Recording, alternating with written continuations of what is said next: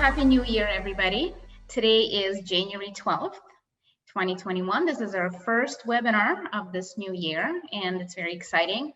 We are bringing you a slew of interesting and maybe not so interesting topics in the coming year. In fact, we have quite a good schedule coming up for the year. I know a lot of you are anxious to hear about a lot of the updates that have come into place before the new year. There's a huge new tax law that has been signed and it's effective December 27th, and there's changes to PPP and a bunch of other different tax things. So what we are going to do, just to give you a little background, we're going to do a special webinar this coming Thursday at 10 a.m. highlighting the changes in the PPP. So any of the major updates that have to do specifically with the PPP rules. So the sign up is going to be going out later today or tomorrow for that. Again, that's Thursday morning at 10 a.m. And next week on Thursday morning as well, we're going to do a special webinar highlighting the new tax changes that were part of the big Consolidated Appropriations Act that was signed December 27th. There's quite a bit of changes, so I have been sifting through them to kind of bring you the ones that I think will be the most relevant to my group of clients anyway. So we will be highlighting that next Thursday. Again, the sign up for that special webinar will be coming out sometime middle of next week, and you can always find the sign up sheet on our website and also on our Facebook page. Also, as a reminder, these webinars are recorded, and then the recording, usually within about a day or so, is posted on our website and is also circulated on the YouTube channel and Facebook link. So we're trying to make it easier for you to be able to hear us and listen to all these interesting topics and share them with your friends who you think may benefit from this. So without further ado, I wanted to kind of start a little bit on the lighter note, but also an opportunity to give you guys my 5 cents on how the information that you're going to start putting together is going to be coming to us, the CPAs. And this is not just me, this is for all the CPAs, all my colleagues, and we've, over the years have this list of, do's and don'ts. When the clients bring us information, some stuff makes it on the whiteboard and you don't want to be on the whiteboard. So I just wanted to kind of highlight how really you should take an approach on putting the information together and exactly what you're going to be bringing to your CPA. So let's start first by saying that if you are a new client versus if you're an existing client. So the easiest way to start is to say, okay, if I am a new client and I'm coming to a CPA, so let's say you're a new client to me, it is going to be very important for you to bring a prior year tax return. Prior year tax return, you don't necessarily need to bring multiple years. Oh, hello. I just started. Oh, good. Hi. I just finished a meeting. Sorry. Oh, good. Yes, I knew you were behind. So I just kind of did a quick intro and told everybody about the special webinars that are going to be coming up. So the sign up is going to be circulated. And I've just about started kicking everybody. And so I'm here to calm that down, everybody. Don't worry. That's right. That's right. So I'm starting with a new client. So a new client comes to us, and what are we going to bring? So the number one thing that is extremely important is a prior year tax return. A lot of people say, well, my prior year is going to be totally different. My current year is totally different than prior year. And, you're not going to want to refer to this, or I had a change. Maybe I got divorced or I got married. It's different. There's still a lot of items in the prior year tax return that are going to be extremely important. There's several carryover items that may impact your current year tax return. There's some credits you may not have been able to take because of income limitation. Those credits you can take this year. If you don't bring that stuff to us, we will not know, and a lot of stuff is going to get missed. So definitely bringing a prior year. Typically people ask me, how many of the prior year tax returns do I need to bring? Does it have to be 2 years, 3 years. You know, if you had changes, then I would like to see a couple of years tax returns. But if the last couple of years have been pretty steady, I think just the past year is a great start. If I see something there that is going to lead me to ask you for more, have them ready. Generally speaking, you should have all your tax returns from past years saved somewhere. So that should not be an issue. A lot of times people who are self-preparers or coming from, let's say, H&R Block, or, you know, they are TurboTax, a lot of times it may not, they may not have had anything printed. So it's important to at least have a PDF of the return that you prepared printed. So especially if you're using TurboTax, a lot of people, when I sit with them, they're like, well, it's supposed to be here, and then they can't access the link, or like if enough time goes by, they have trouble getting back at that stuff. So you definitely want to have a PDF on your system or your server or your hard drive or whatever that you don't lose track of, because that sometimes is the biggest hurdle. Is like, well, I don't have last year's return, and there's no CPA to call to get it. Absolutely. And if you were with a prior CPA, and you know, we email copies of the tax returns to all of our clients, and sometimes when our clients leave, you know, they may move out or they may get married and are going with a spousal CPA, things change. And we feel pretty comfortable if a client calls me and says, oh my God, I lost a copy of my tax return and I'm having a new preparer do it. Do you mind giving me a copy? And we always have it available. It's always saved in PDF. And the other super, super important thing is if you did have your prior year tax return amended, is that we also have an amended copy. The amendment may have happened for different reasons. Maybe there was a mistake in your original return. Maybe you turned up with some new documents and then you had to amend. Whatever the case is, you may have the original return and you may have the amended. We definitely need to see both. Get both again. Return, get both. And again, a lot of it has to do with those carryover items that I mentioned, because if you may have had some charitable donations that were not allowed to be deducted because you got phased out of the income limit, now with the amendment that has changed, and now you have a completely different carryover into the current year. So the amended return is extremely important to bring. That also changes on if you got a refund or you may have had a carryover. Sometimes we use, you may have had an overpayment from prior year that was not, that has changed because of the amendment, and now we're relying on that overpayment for the current year tax bill, and turns out that that's different. You're getting an IRS notice now, and it's, I mean, it's all hell breaks loose. So we definitely need to see everything latest that was filed. IRS notices. So if you have been in a contact with IRS and you have something that it has not yet been resolved, we'd like to know about it. Again, it may or may not impact your tax return, but if you have had correspondence issues with IRS and they were resolved, we really don't care. But if you have unresolved issues that you're still fighting with IRS, sometimes we may have a an idea that may help, and we may be able to get involved and get that resolved for you.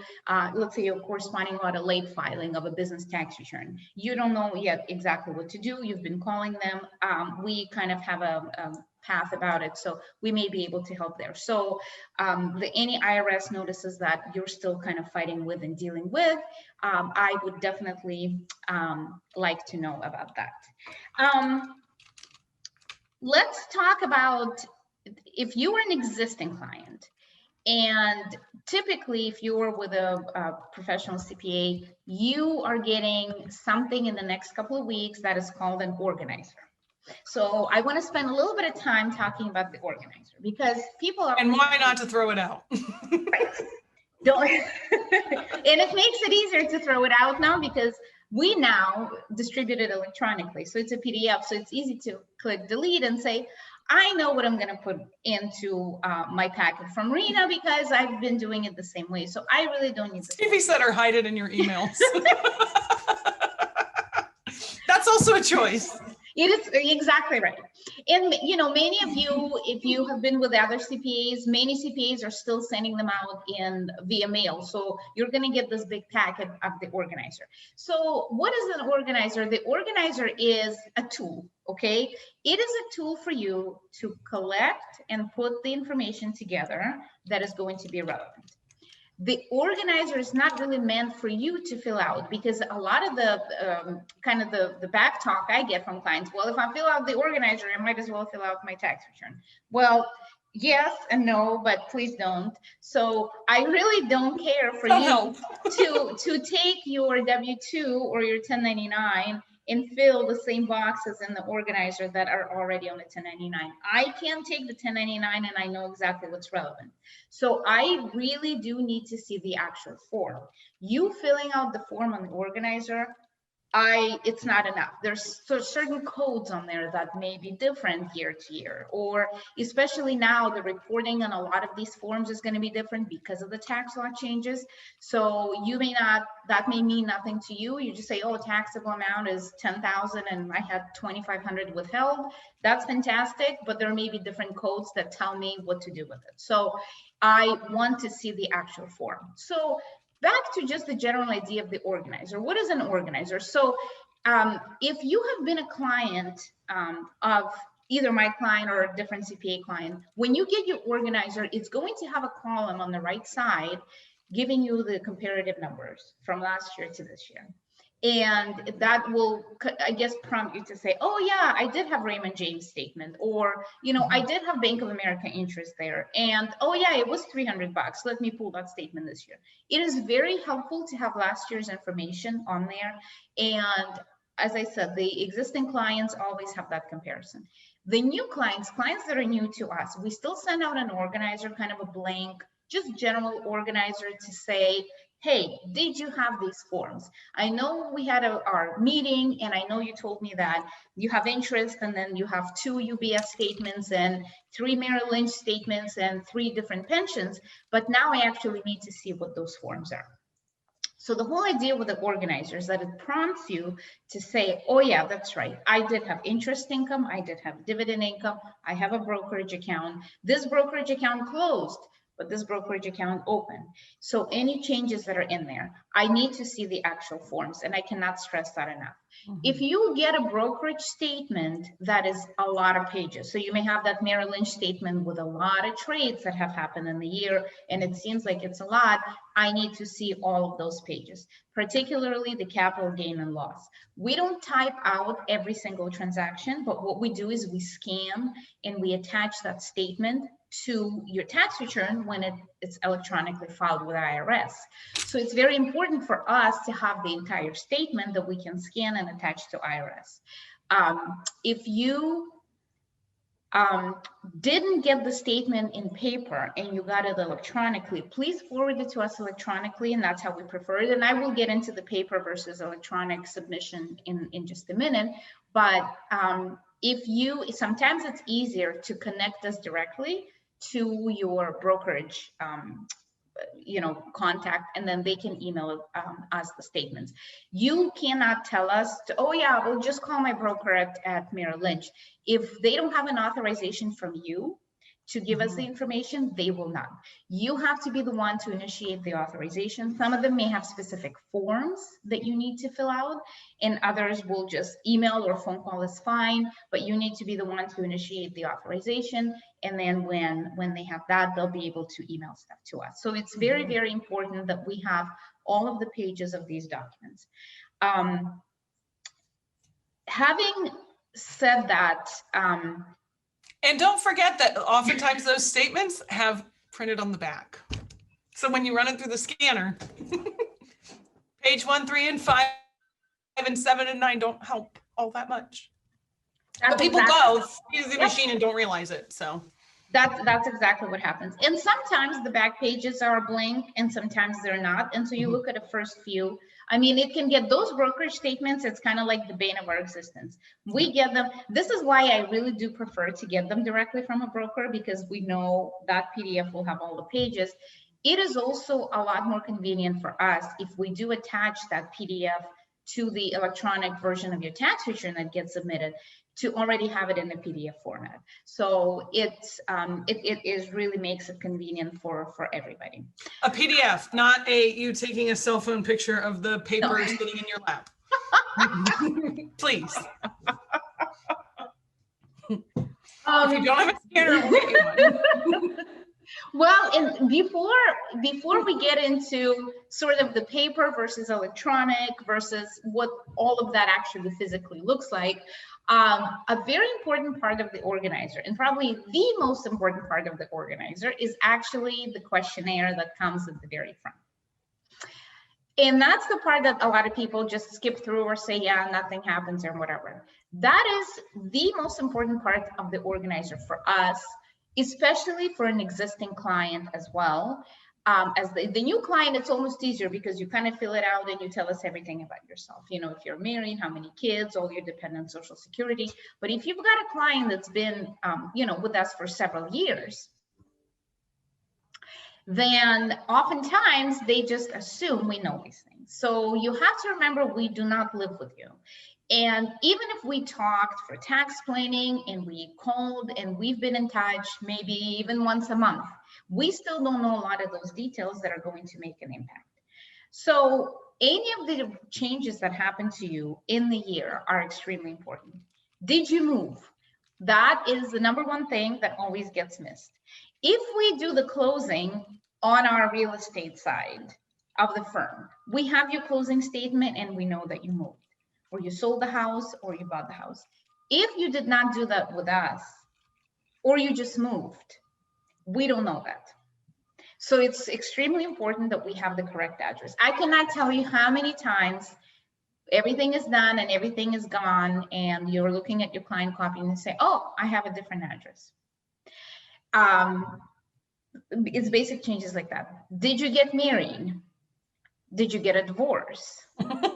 Did you get a divorce and got married before the end? Did you feel married filing joint with one spouse and a different spouse next year? And if you think I'm joking, it's I've seen more of these situations that I care to tell you about. We need to know about these things.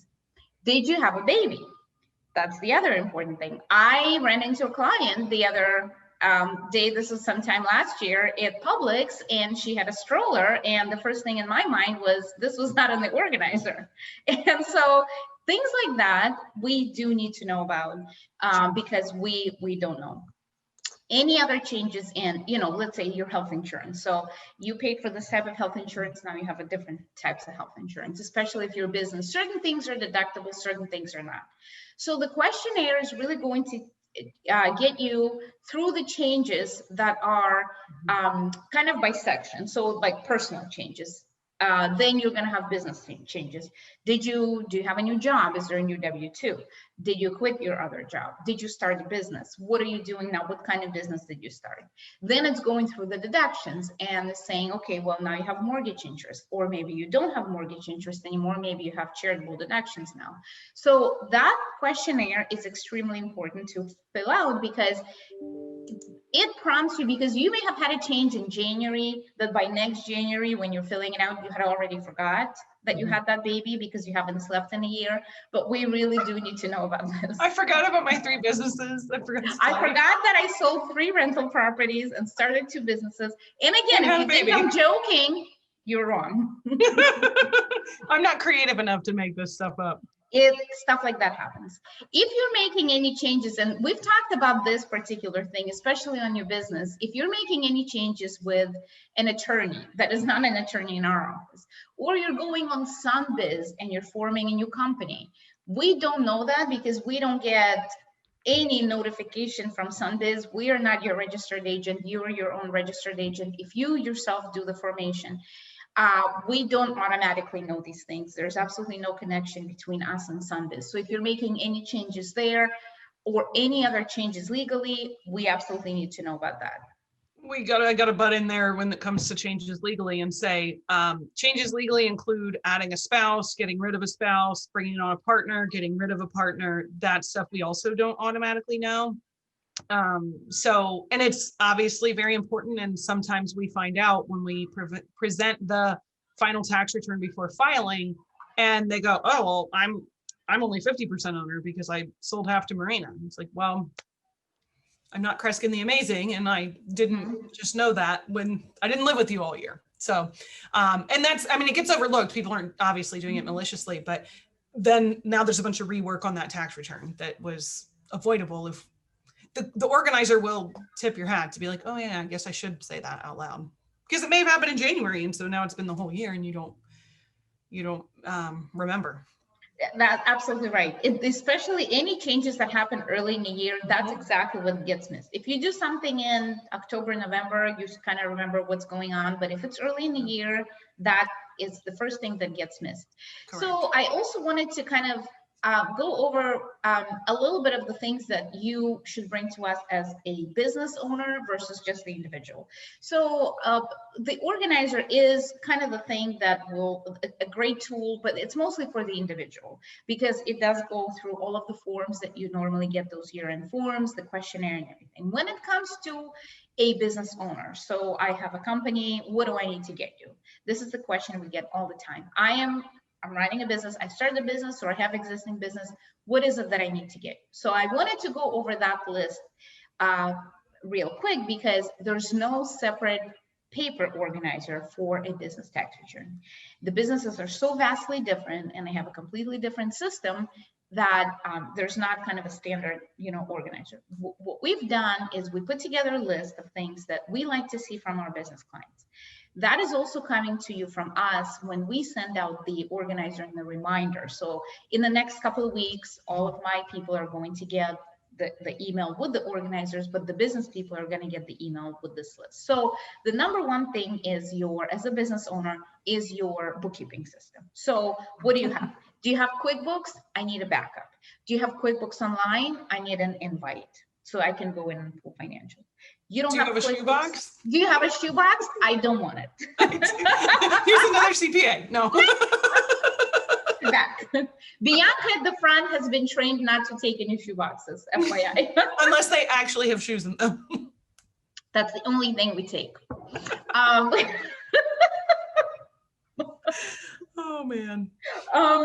So again, the bookkeeping system. So what's there? If you don't have a backup of QuickBooks, if you don't have a QuickBooks Online that you can give me, what have you been doing? Is it an Excel spreadsheet? Please give me a copy of that. I like to have those things electronically where possible, especially if you've got something like Excel or Word, because I may do some tallying, I may do some reorganizing, stuff that I need to do to put it in the tax return and then give you a better copy back. So where possible, electronic is the best. If you have a bookkeeper that keeps you QuickBooks and it's not you, then ask the bookkeeper to email me a portable backup or just a regular backup. That is also the most efficient because again, everything is electronic. You don't have to worry about a flash drive and they can drop it in a Dropbox and stuff like that. So it is definitely much easier. So if your business bookkeeping system consists of a shoebox, like Jo Ann said, I really don't want to see the receipts. The only receipts that I may want to see is things that I would ask you for. So if you had, for example, a big building, improvement and you undertaken a lot of renovations in your building, and I really need to see what those are to determine how they're going to be written off or depreciated, I will ask you. So if you say, hey, I spent $100,000 on improving my building, I would like to see the breakdown and possible an invoice so I can look with my eyes on what it is that you spend money on. Generally speaking, though, I don't need to see your meals. I don't need to see your gas receipts. I don't even want to see your renewal of your dues and continuing education or office supplies. I really don't. So what I'd like to see is you summarizing it in one shape or form. If you don't have Excel and if you don't have a Word document, use a piece of paper, tally it by the category, and total it for me so that we at least have some sort of organized way of having your information. Keep like things together. So if you're giving me, as you're going through the receipts and you're saying, okay, meals, it's this, and I also had meals here, and I had these meals, and you're giving me, 3 folders with meals receipts, they may be different meals to you because you're tracking them differently. One may be travel, one may be client, one may be continuing education. So keep them separately, just like you would for your personal tracking, but don't have multiple folders for no reasons. And then it becomes where, well, I thought I had this other meal receipt and now I don't have it. So I don't know where it is. And I think it was on a different credit card, and let me pull the credit card statements. When we start getting into things like that, this is what's taking time, it's wasting time, it's going to cost you more. You don't want me involved in tracking your receipts and trying to tally up how many meals you had.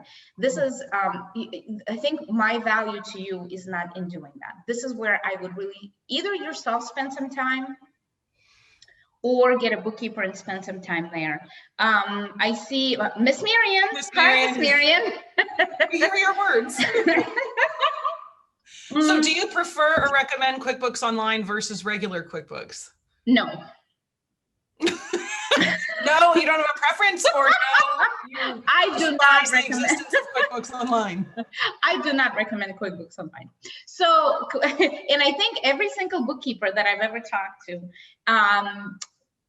has said that QuickBooks Online, although it's great, it's a little bit harder to zoom around in as your regular desktop version of QuickBooks. What makes QuickBooks Online very, very attractive is the ability to share it. So instead of you remembering to give me the backup, if I've got an invite, I go in, I pull the latest financials, I do a tax return.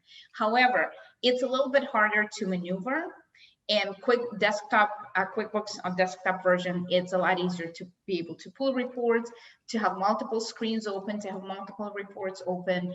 And I think every single bookkeeper is going to agree with me there, because I have never talked to any bookkeeper that I work with who has said, yes, let's sign up for QuickBooks Online. Having said that, again, if your business is fairly simple, you don't have inventory, you don't have payables, receivables, you just kind of have basic transactions, QuickBooks Online will do the job. I think that, let's say a lot of our realtor clients, we find it easier with QuickBooks Online with them because the actual activity is simple enough.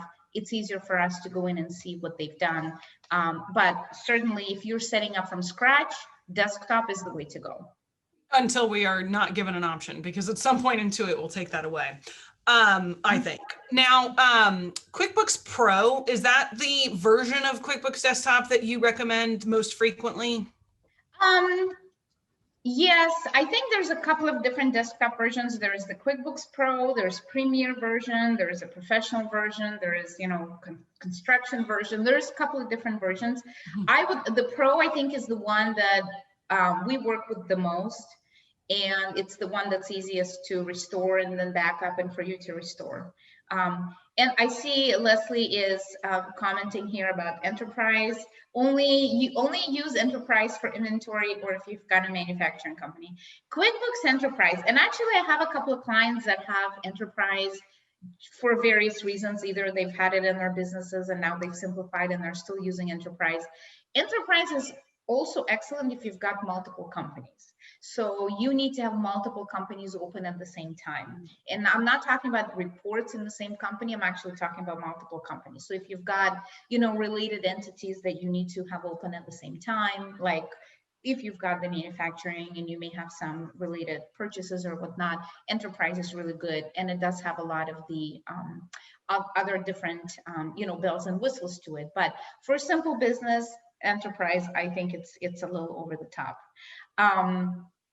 So I think that's pretty much good on QuickBooks. I think that if you are at the point where you do want to get a bookkeeper, then the bookkeeper will tell you what they prefer to work with, which is probably at the end of the day is the most efficient thing to do. Question, Joanne? No, Leslie commented and said that you only need the enterprise version for inventory or manufacturing. And if you have the QuickBooks Accountant version, you can open multiple files at the same time too. I just wanted to make sure everybody's benefited. Good. Please don't open multiple files at the same time. It's my advice. I don't even want to open multiple files at the same time. You should do that. Speaking of multiple files, though, this may be a little bit of a digression, but I do see sometimes when we review QuickBooks files where people will start separate files for separate bank accounts or for separate lines of their business. Like maybe you are a restaurant, but you also have some retail or a nail salon with some retail. And sometimes I see those pulled apart like they're different businesses and they're not. So be mindful of that. If you are setting up your own QuickBooks, let us know so we can add you to the prayer chain. Like, that's not a good idea. Setting it up yourself is definitely not a good idea. But once you're set up and running and you have a simple enough system, you might be able to manage it. But the setup needs to be done by someone who understands double entry accounting, and not just QuickBooks is easy. The user interface looks very easy, so it's deceptive. It's like looking at PowerPoint, like, oh, you just get in and drive, except you don't. You make a mess, and then bookkeepers like Leslie are pulling out their hair, like, I gotta undo all this before I can then go do the work. You know, and a lot of people, and we've had this conversation several times about, you know, what's the right, we started the business and what to do, and we talk about this bookkeeping. I mean, we can just have a day where we just throw out thoughts about bookkeeping, but a lot of times people say, well, I am going to do my own bookkeeping, and you know, a lot of times it's okay, but the setup, please do get a professional to help you. People email me and say, can you give me a sample chart of accounts? Well, sure, but do you know even what chart of accounts is? You know, you have to have a chart of accounts. Where do you even set it up? I can give you chart of accounts, but you don't even know if this account needs to be classified as an asset, as an expense. These terms mean absolutely nothing to you. So I would recommend that at the very least, get a professional to help you with setup and setting up that elusive chart of accounts. So your FPL bill is not an accounts payable. It's not exactly. And then they can kind of teach you some of the basic stuff, which you can do your own daily bill pay and maybe receiving the, you know, your revenue and stuff like that. And then maybe call a professional, if not every month, quarterly basis or twice a year, to kind of reconcile and make sure things tie to the bank statement. But I think that, well, I just heard I need a chart of accounts. That gets me the most. Send me a chart of accounts. That's absolutely means absolutely nothing to you. That's like telling the doctor, like, well, just send me the prescriptions. For what? Yeah, exactly right. And so this bookkeeping thing it's extremely important. But the key that I really want to highlight here is that whatever system you do have, please give me some sort of a good summary of it. And, you know, take some time. You don't have to be in competition of who's the first one to submit their tax information, because people either throw things, oh yeah, here, I'm ready, here, take everything, I was very organized this year, or they wait till the last minute and now it's 3 days before the extended deadline and we still don't have your stuff. So the truth is, I guess, lies somewhere in the middle. But the idea is take your time and make sure that the stuff that's in there is captured, that you have gone through your credit card, that you have gone through your bank account, that you've got the backup for all the things that you're putting on there. And that if you did use more than one, let's say, accounts for your business, you closed one, you opened another, you may have had some commingling where you use your personal account first to pay for business expenses, then you open the business account. Whatever the situation is, please take some time to go over it and capture all of those things that you spent on your business in one file. Again, Excel, Word, piece of paper, napkin, whatever the case is, but please put that together. We cannot tell you how many times I give the return is done, I give the return to the client, and the client says, oh, I know I have that. Where's my website development expense? Or, you know, remember the client was at the front when we used to still print and give out these tax returns. He came to pick up the tax return and he was just flipping through before he signed it. And he's like, I know I spent 10 grand on the advertising. Oh, that was on my Amex because I use my Amex for points. Personal Amex card, I didn't get the bill. I didn't get even an email about it, nothing. And so we don't know to put it in there. So again, make sure everything is in one place and it's there. I don't care if it's QuickBooks or Napkin, it's got to be in one place for me. So that's a very important thing for the business. The other thing is any changes, again, in ownership, not to, you know, beat a dead horse about that, but if there's been any changes, so you sold a business, you bought a business, you got your wife out, you got your brother in, things like that. If we have not done that legal work to do the ownership changes, I need to know what those are. A lot of times we get them again on the back end. The person gets their K1. The K1 says they're 5% owner. Oh, I am now 10% owner. Redo the whole tax return. It is definitely imperative that any of the ownership changes are highlighted on there. Any big purchases, back to me not needing receipts. As I mentioned, if you bought anything big that is not maybe in your normal course of operation, please do include the receipt in there. Whether it's improvements, maybe big purchases of any, like if you bought a truck or a car, it's not something you do every day. Please do include the receipt in there. If I don't need it, I don't need it, but sometimes there's things in there that I would like to see the detail about. So any big purchases or any big sales. Again, what I often do with my business clients is I have the depreciation schedule, which is all of the fixed assets that you have had over the years. If you've traveled from one CPA to the other, that schedule tends to accumulate. And even if those assets have been fully written off, they still sit on that schedule. So especially if it's a first-time client, I take that schedule and I give it back to you, and I'm going to say, no, I know you don't have a desk from 1984. So please cross that out and tell me which assets is it that you still have in your business. So if you've sold some things, if you got rid of things, if you have thrown things away, I need to know about it. The other important part of that is that if you have any tangible property in Florida, you need to pay tangible tax on the tangible property. The tax is very little. So even if you have assets on that schedule that you don't have, it's not going to result in tremendous amount of tangible tax, but why pay extra if you don't have to?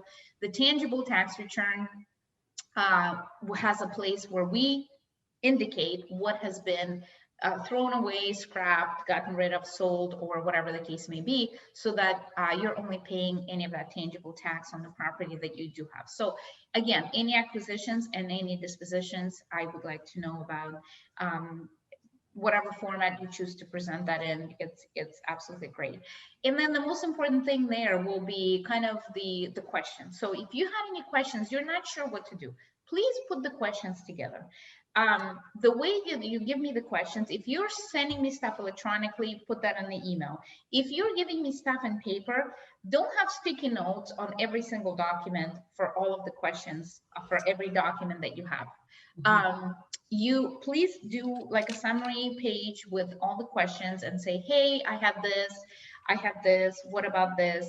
And that will help me as I'm looking through your tax information to be mindful of what your issues are. It may not be a question, but something you want to highlight to me.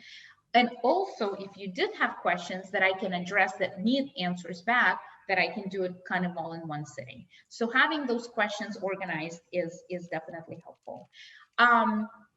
Let's talk a little bit about, so that's kind of the business, or like I said, because there's no organizer, these are kinds of basic things that we're looking for when you're giving me stuff for your business. Let's talk a little bit about how to actually give me the stuff. So everybody in our profession has slowly been going paperless over time. It really doesn't matter to us. We prefer that you give us stuff electronically. In fact, last year we have implemented Smart Vault. A lot of my clients are familiar with Smart Vault. You get a link where you can activate it. You set up an account in Smart Vault. That is your place where you can download the documents for me. So you can scan and add it to there. The nice thing about Smart Vault is that the documents that you upload on there stay there for you also to get a copy of. I cannot tell you how many times people are refinancing their house and they say, oh my God, can you send me a copy of your W-2? Well, your W-2 that you have scanned to me is still in Smart Vault. So you've got the account in there. If you lost what you've scanned in, or you scanned and you threw it away, you can go into Smart Vault and retrieve any of the documents that you had scanned for me. So all your originals are going to be in there for you. We don't touch them. We don't remove them. You've got a spot where everything is in there. As same as the actual stuff that we print for you. So client copy of the tax return, engagement letter, the e-file form that you need to sign, everything stays in Smart Vault in your folder. So especially as we get into more than 1 year, multiple years of tax returns, all of those years will be in there, and you can then retrieve it. If you didn't save the PDF on there, as long as you've got that Smart Vault account, you've set up your login, please go in there and retrieve copies of the tax return. It's really easy to say, oh yeah, I don't have a copy. Did you email it to me? everything we've been doing has been through Smart Vault, and it's worked fantastic. So please use that where possible. Jo Ann brought up a really good point. Even when you scan stuff, if you take a picture of it on your lap, I cannot read it. I sometimes can read it. Sometimes it's a good picture, but most of the time I cannot read it. Particularly if it does have something to do with me having to then later attach it, like the brokerage statement activity, that I may have to attach the PDF into your tax return and send it out. All of those JPEGs that have pictures of your socks and all of the other body parts, I don't want to see, and they should not be going to IRS either. So there's a way in an iPhone where you actually, if you go into notes and you It's technical support with MP, this is where you should log off. Well, I've learned about it, so this is what I've been doing.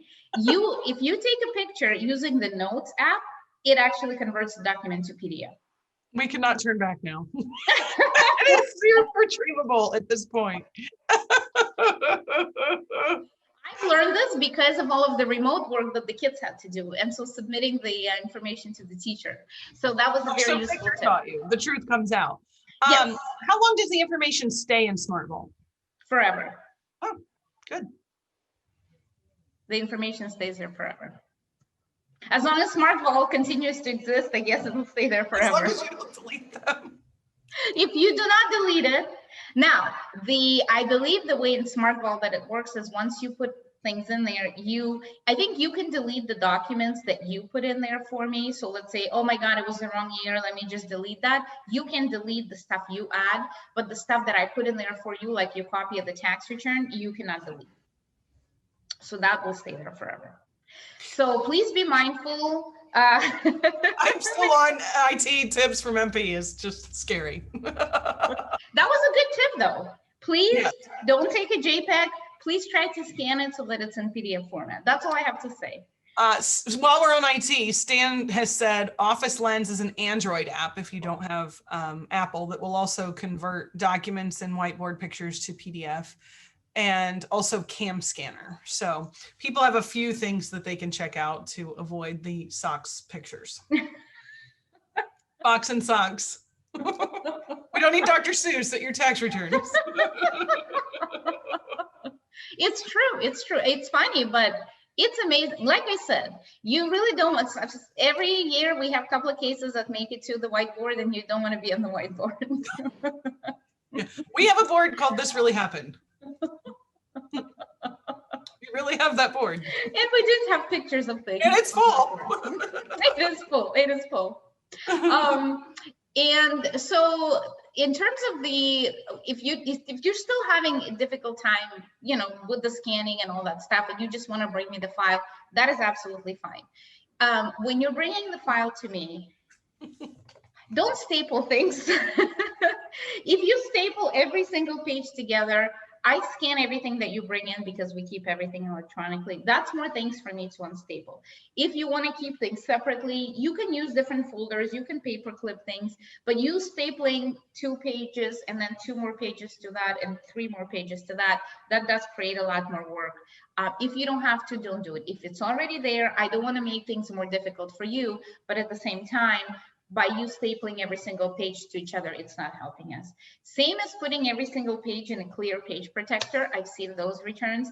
We again have to pull everything out for us to scan it. So please don't do that. That is also not helpful. Having folders with every logical section is perfect. So if you've got charitable donation, have a folder in there. If you've got your 1099-R for your pension, have a folder in there. You've got your W-2s. Foldering is absolutely perfect. And that actually helps to keep the like things together. Mm-hmm. If things are in envelopes, I strongly ask you guys to open your envelopes. A lot of times what you think is the tax thing is not a tax thing, it's some advertising. It's, let's say you've got a Morgan Stanley account and you get inundated with Morgan Stanley information. Not all of it is relevant to the tax return. It's not a 1099 statement. It is not, it's maybe some information about just basic things or changes in their safety procedures or whatever the case may be. Please open the envelopes before you put the information in there. If you're not sure if the statement belongs there, do include it. I will not scan it. But if I have to open your mail, that's now taking extra time and extra cost for you. So I really don't want to have to do that. Where possible, just be mindful of how the papers are folded. If you just open it, put it face front, put it in the folder.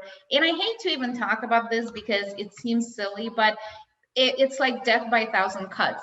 Every single envelope we have to open for every single client that brings stuff in paper that is completely irrelevant takes up all of this time that we could spend actually doing the tax return. Again, where possible, if you do have a folder with all your medical receipts, that can get pretty thick. You're not even sure if there's enough in there for you to itemize, and you don't even know what that means, but please total the receipts for me. So if you have a folder with your charitable, medical, whatever the case may be, home improvements, energy efficient stuff, please total it and put the total on top of that folder or somewhere inside or a separate piece of paper, however works for you. But that definitely is also helpful for me if you go through and tally some of those basic personal things. So I think gives a really good idea of just the kind of work that you should do to make things easier on a CPA when you give the information, both business, personal. Any other thoughts, Jo Ann, on things like that? I guess in your experience, anything else that you kind of had a pet peeve on?